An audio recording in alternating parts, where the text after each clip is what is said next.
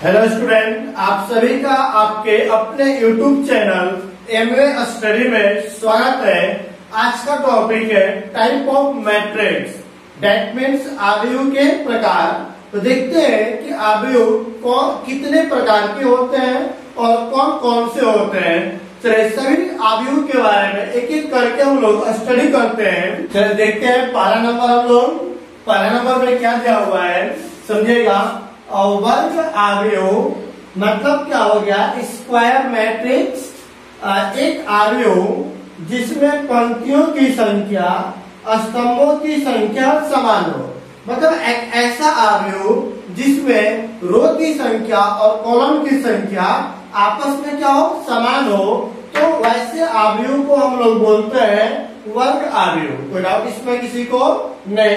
वही बोला गया अतः m गुणे n आव्यूह। एक आव्यूह दिया हुआ है जिसका कोटि क्या दिया हुआ है, m गुणे n, वर्ग आव्यूह कहलाएगा यदि m और n दोनों का मान आपस में क्या हो, बराबर। क्योंकि m होता है पंक्ति की संख्या और n क्या होता है स्तंभ की संख्या। दोनों के दोनों आपस में क्या होना चाहिए, समान होना चाहिए। कोई डाउट इसमें किसी को नहीं? और इसे कोटि n का वर्ग आव्यूह भी कहा जाता है। वर्ग आव्यूह को कोटि n का वर्ग आव्यूह भी कहते हैं। जैसे एग्जांपल में यदि आपको लिख दूं, लेट्स सपोज ए एक मैट्रिक्स है जिसका एलिमेंट दिया हुआ है 2 3 4 -1 2 4 1 1 और 3। चलिए अब बताइए इसमें रो की संख्या, पंक्ति की संख्या कितना दिया हुआ है 3 और गुणे स्तंभ की संख्या भी कितना दिया हुआ है 3। तो बताएं दोनों m और n आपस में बराबर है कि नहीं है, बराबर है। तो ऐसे वर्ग आव्यूह को ऐसे आव्यूह को हम लोग क्या बोलते हैं, वर्ग आव्यूह। कोई डाउट इसमें किसी को नहीं? तो चलिए अगला नंबर देखते हैं। चलिए दूसरा नंबर दिया हुआ है विकर्ण आव्यूह, जिसको अंग्रेजी में बोलते हैं हम लोग डायगोनल मैट्रिक्स। तो चलिए समझिएगा, एक वर्ग आव्यूह ए, अभी देखिए हम लोग पढ़े हैं वर्ग आव्यूह। अब यहाँ पर एक वर्ग आव्यूह ए बराबर ए आई जे एम गुणे एम, क्लियर है। यहाँ दोनों के दोनों समान क्यों लिखा गया है, क्योंकि आपका जो आव्यूह है कैसा आव्यूह दिया हो, वर्ग में रो और कॉलम आपस में क्या होते हैं, बराबर होते हैं। तो यह दोनों आपस में क्या हो गया, बराबर हो गया। क्लियर हुआ? विकर्ण आव्यूह कहलाता है। एक वर्ग आव्यूह विकर्ण आव्यूह तभी कहलाएगा यदि विकर्ण के अतिरिक्त अन्य सभी अवयव क्या होते हो, शून्य होते हो। मतलब एक वर्ग आव्यूह को विकर्ण आव्यूह तभी कहेंगे जब विकर्ण के अतिरिक्त सभी अवयव क्या हो जाए, शून्य हो जाए, तो उसे हम लोग विकर्ण आव्यूह कहते हैं। जैसे एग्जाम्पल की बात करें, उसके बाद इसको बता रहे हैं। जैसे एक मैट्रिक्स है जिसका एलिमेंट आपको दिया गया है 2 0 0 0 1 0 0 0 -2। चलिए अब बताइए यह मैट्रिक्स सबसे पहले बताइए कि वर्ग है या नहीं है। देखिए 1 2 3, रो की संख्या हो गया 3 और कॉलम की संख्या भी हो गया 3। जब दोनों बराबर है तो मतलब वर्ग आव्यूह हो गया, मतलब स्क्वायर मैट्रिक्स हो गया। उसके बाद अब देखें यहाँ पर यही ना विकर्ण है जी, तो बोला गया है कि विकर्ण के अतिरिक्त, इसके अतिरिक्त ऊपर या नीचे, देखिए इसके ऊपर भी 0, इसके नीचे भी 0 के अतिरिक्त सभी अवयव क्या हो, शून्य हो। तो विकर्ण के अतिरिक्त सभी अवयव शून्य है, तब ऐसे मैट्रिक्स को क्या बोलेंगे हम लोग, क्या बोलेंगे, विकर्ण आव्यूह। क्लियर हुआ? अब देखते हैं, इसको समझते हैं। यदि मैं इसको बोलूं कि लिखिए मैट्रिक्स के फॉर्म में, तो A11 A12 A13 A21 A22 A23 A31 A32 और A33। क्लियर है? चलिए अब देखें यहाँ पर देखिए 1 1 इन है 2 2 3 3, यहाँ बीकॉन है, बीकॉन में आई और जे, आई जे का मान बराबर है, लेकिन बीकॉन के अतिरिक्त आई जे का मान बराबर नहीं है, यहाँ भी बराबर नहीं है, यहाँ पर भी आई और जे बराबर नहीं है, यहाँ पर भी आई जे बराबर नहीं है। जब आई जे बराबर नहीं होगा तो उसका मान देखिए क्या दिया हुआ है, शून्य दिया हुआ है। यहाँ पर देखिए इसका मान क्या दिया हुआ है, शून्य दिया हुआ है। तो एक बोला गया है कि ए आई जे का मान शून्य तभी होगा जब आई और जे आपस में बराबर नहीं हो। तो बोले आई और जे यहाँ पे बराबर नहीं है तो उसका मान क्या है, शून्य। आई जे बराबर नहीं है तो उसका मान क्या है, शून्य। क्लियर है यहाँ तक? जब आई और जे बराबर होगा तो उसका मान शून्य नहीं होगा, कुछ भी होगा, कोई संख्या रहेगा। क्लियर है यहाँ तक?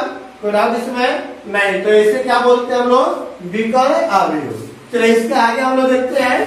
चलिए देखते हैं तीसरा नंबर, अदिश अवयव, जिसको बोलते हैं हम लोग स्केलर मैट्रिक्स। तो चलिए समझिएगा यहाँ पे एक विकर्ण अवयव, विकर्ण अवयव दिया हुआ है, अदिश अवयव कहलाता है। अदिश अवयव कहलाएगा यदि इसके विकर्ण के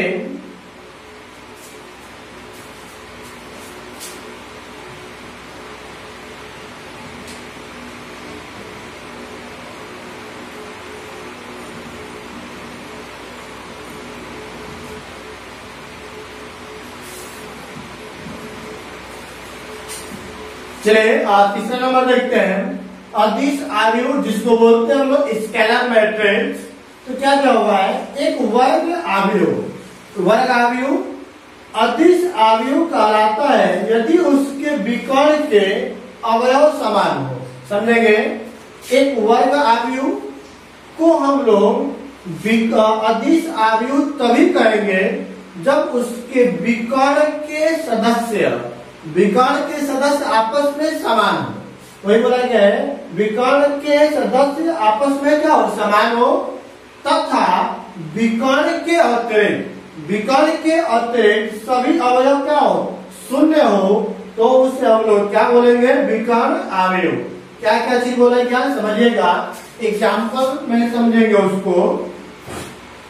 ये एक मैट्रिक्स है जिसका सदस्य देखते हैं, लेट्स सपोज 2 0 0 0 2 0 0 0 एंड 2। चलिए बताइए सबसे पहले यह वर्ग अवयव है कि नहीं है। देखिए रो और कॉलम की संख्या आपस में क्या दिया हुआ है, समान दिया हुआ है। उसके बाद बताइए यह आपका हो गया विकर्ण, बोला गया है इसके विकर्ण के अवयव क्या हो, समान हो। देखिए ये विकर्ण का अवयव क्या दिया हुआ है, समान दिया हुआ है, तथा विकर्ण के अतिरिक्त सभी अवयव क्या हो, शून्य हो। देखिए विकर्ण के ऊपर और विकर्ण के नीचे सभी अवयव क्या दिया हुआ है, शून्य दिया हुआ है। तब ऐसे मैट्रिक्स को हम लोग बोलते हैं स्केलर मैट्रिक्स या अदिश अवयव। अब यहाँ पे कंडीशन को समझेंगे। चलिए यदि मैं लिख दूं पूरा A11 A12 A13 A21 A22 A23 A31 A32 और A33। क्लियर है? तो बताइए यहाँ पर देखिए जब विकर्ण यही है जिसमें आई जे का मान आपस में क्या है, समान है। जब विकर्ण का सदस्य हमेशा क्या मिलना चाहिए, 2। कब? जब आई जे का मान आपस में क्या हो, बराबर। तो अब देखिए यहाँ पे जब आई और जे का मान आपस में बराबर हो तो उस समय आपका सदस्य क्या होना चाहिए, के क्या जो कांस्टेंट, वो भी कैसा, सभी के सभी आपस में क्या होना चाहिए, समान होना चाहिए। क्लियर हुआ? उसके बाद जब आई और जे बराबर नहीं होगा तब क्या होगा, आई जे का मान क्या होना चाहिए, 0। देखिए आई और जे 1 2 बराबर नहीं है तो इसके संगत सदस्य क्या है, 0। आई जे बराबर नहीं, जिसके संगत सदस्य क्या हो गया, 0।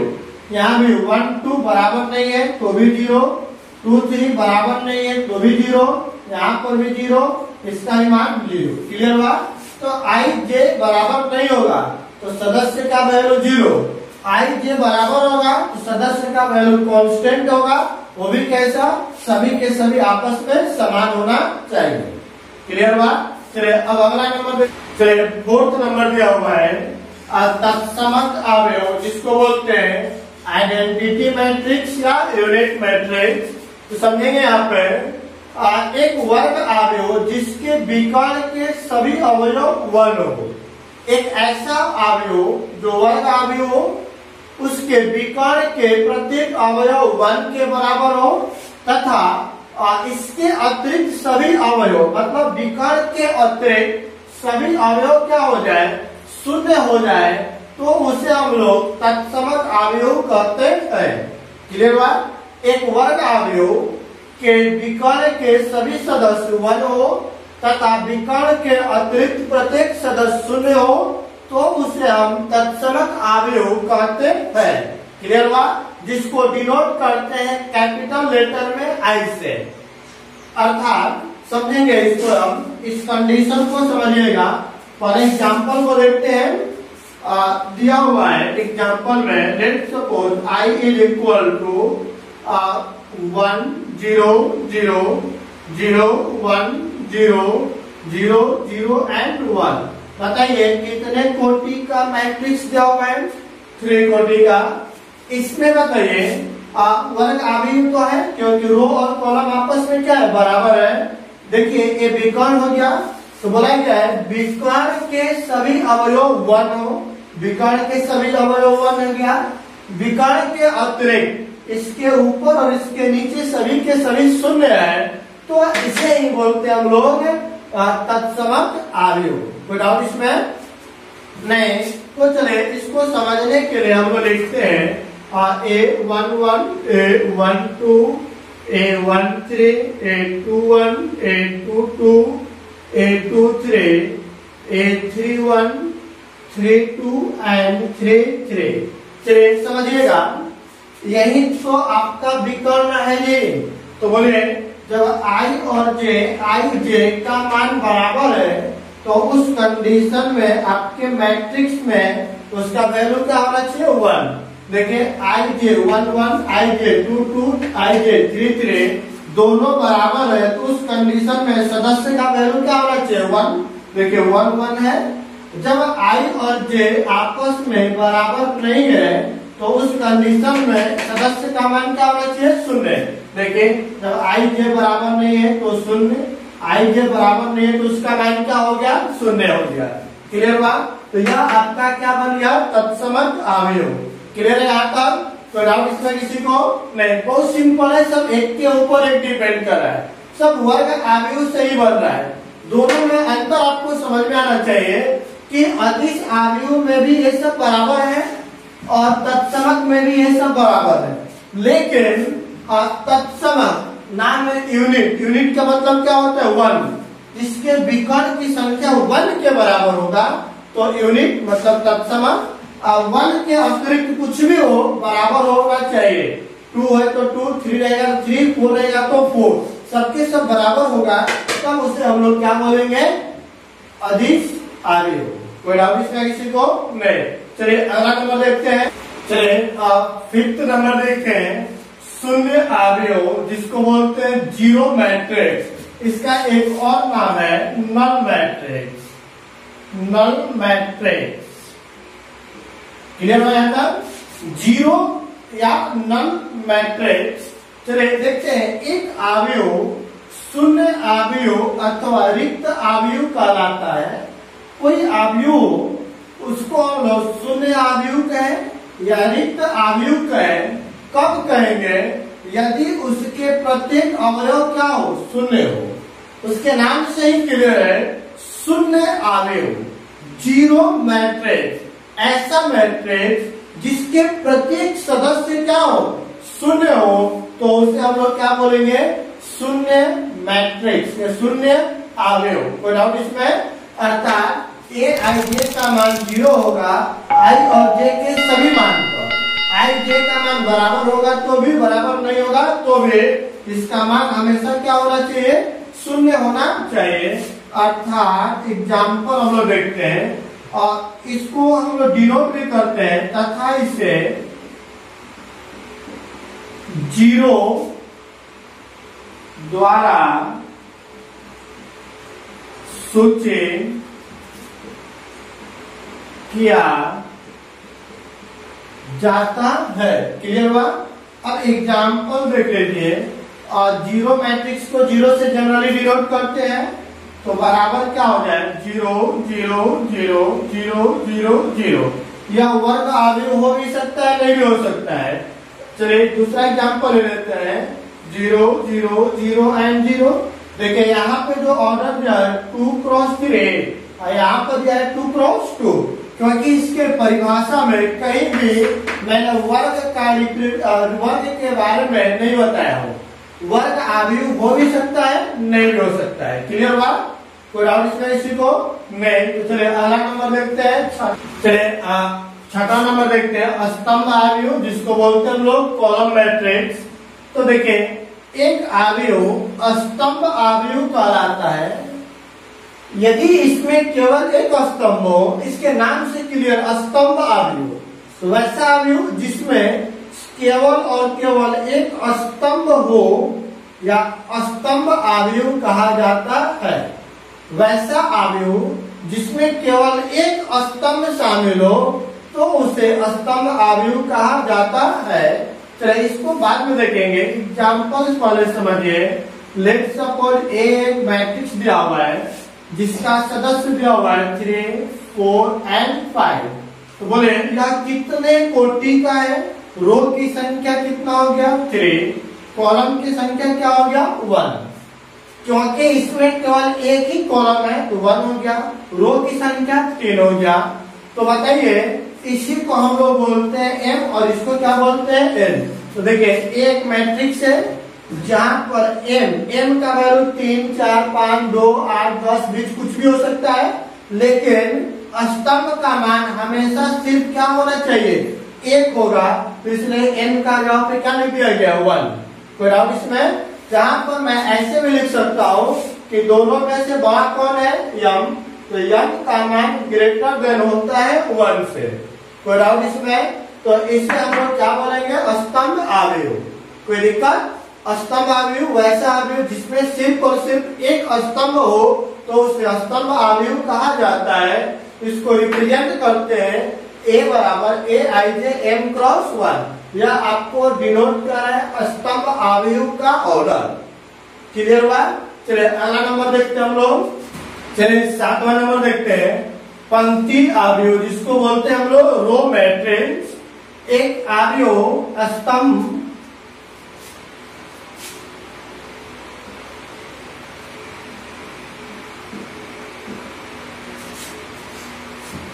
चलिए सातवां नंबर देखते हैं, पंक्ति अवयव या उसे हम लोग बोलते हैं रो मैट्रिक्स। एक अवयव पंक्ति अवयव कहलाता है यदि इसमें केवल एक पंक्ति हो, अर्थात वैसा अवयव जिसमें केवल और केवल एक पंक्ति हो तो ऐसे अवयव को ही हम लोग क्या बोलते हैं, पंक्ति अवयव। क्लियर हुआ?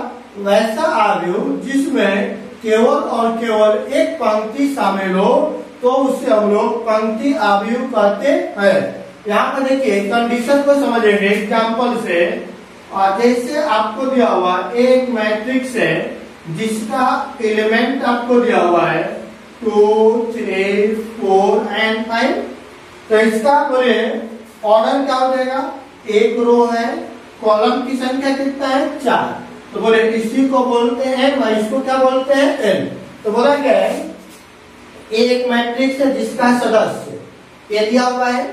अब कोटि देखिए m का वैल्यू क्या है 1 और n का वैल्यू क्या हो गया 4। तो ये बोला क्या है कि पंक्ति अवयव होने के लिए यहाँ पर जो ऑर्डर होना चाहिए 1 क्रॉस n होना चाहिए और स्तंभ होने के लिए m गुणे 1 होना चाहिए।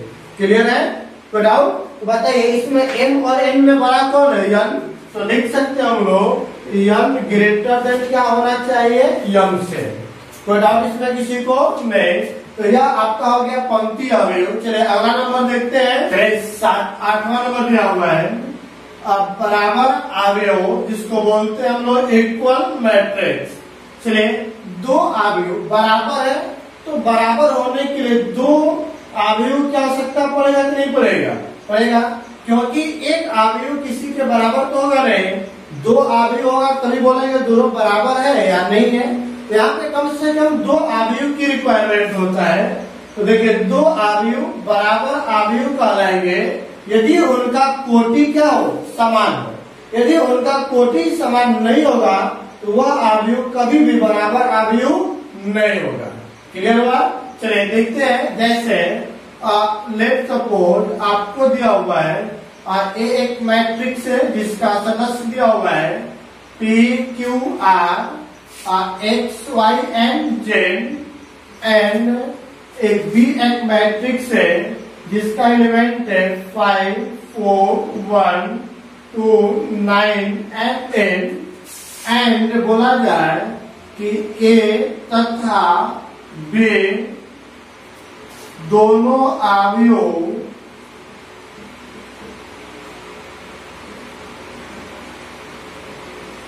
बराबर है। जब बराबर है तो क्या हो जाएगा, इसलिए ए बराबर क्या हो जाएगा, बी। तो बोले ए का मान क्या दिया हुआ है, P Q R X Y and Z equal to B का वैल्यू क्या दिया हुआ है 5 4 1 और दिया गया है 2 9 एंड 8। जब ये दोनों बराबर है इसका मतलब इसके संगत सदस्य आपस में क्या हो जाएंगे, समान। तो P का वैल्यू क्या निकल गया 5, Q का वैल्यू हो गया 4 और R का वैल्यू हो गया 1 तथा X के संगत हो गया 2 और Y के संगत हो गया 9 एंड Z के संगत हो गया आपका क्या 8 और यही आपका क्या हो गया आंसर। कोई डाउट इसमें किसी को नहीं? तो चलिए आज का क्लास सही से एंड करते हैं। कोई डाउट इसमें किसी को नहीं? तो अभी तक जो स्टूडेंट चैनल को लाइक एंड सब्सक्राइब नहीं किए हैं तो पहले लाइक एंड सब्सक्राइब कर लें, साथ ही साथ चैनल को शेयर करना ना भूलें। Thank you.